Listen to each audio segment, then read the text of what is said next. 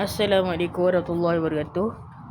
Hari ni saya sebelum pamit ke asrama, walaupun lagi beberapa jam ni, selain saya bela ikan, saya juga menanam pokok guys. Natural. Saya bela macam-macam dulu.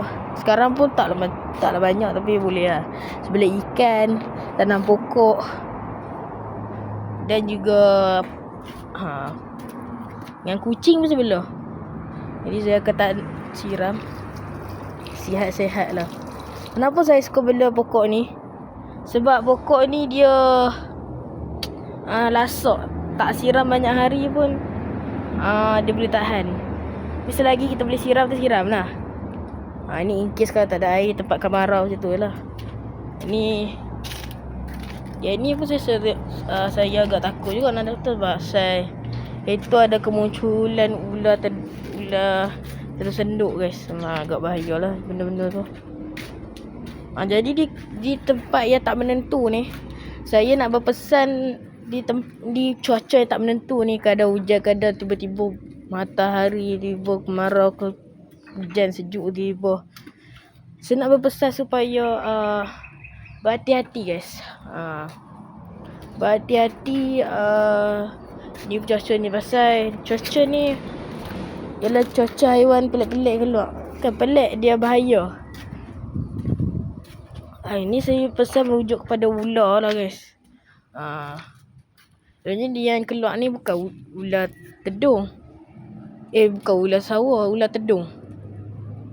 Ular tedung ni dia lagi bahaya pada ular sawah, sebab dia kecil dan payah nak nampak.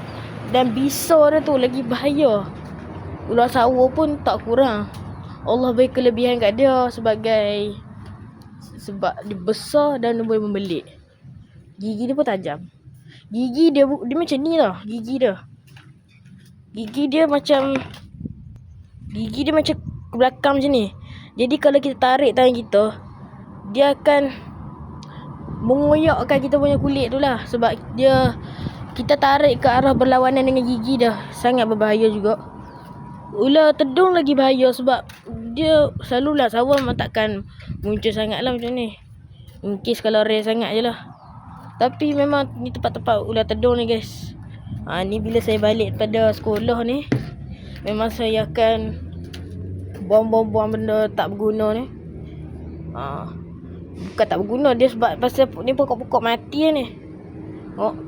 Ni akan memanggil binatang-binatang pelik-pelik ni. Biawak ni dia tak berbahaya dekat manusia sangat.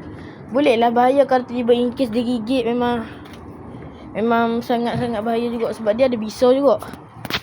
Sebab kalau ular datang, biawak akan makan. Sebab biawak ni dia akan pernah panggil kebal bisa jugalah. Ni kawasan-kawasan dia ni. Dan kalau biawak memang dia tak makan ular tu je tau. Ni benda-benda dia akan dapat habuan juga ni. Harap-harap tak jadi lah. Duduk elok-elok tau. Okay, itu saja pesanan saya pada musim ni. Dan saya di kesempatan ini saya mengucapkan selamat berpuasa Ramadan Karim. Jadi jangan ada yang bolong-bolong puasa guys. Sebab sangat-sangat sangat-sangat berugi lah ni puasa satu sekali lah guys. Sebulan sekali je guys. Itu saya tak video kali ni. Assalamualaikum warahmatullahi wabarakatuh.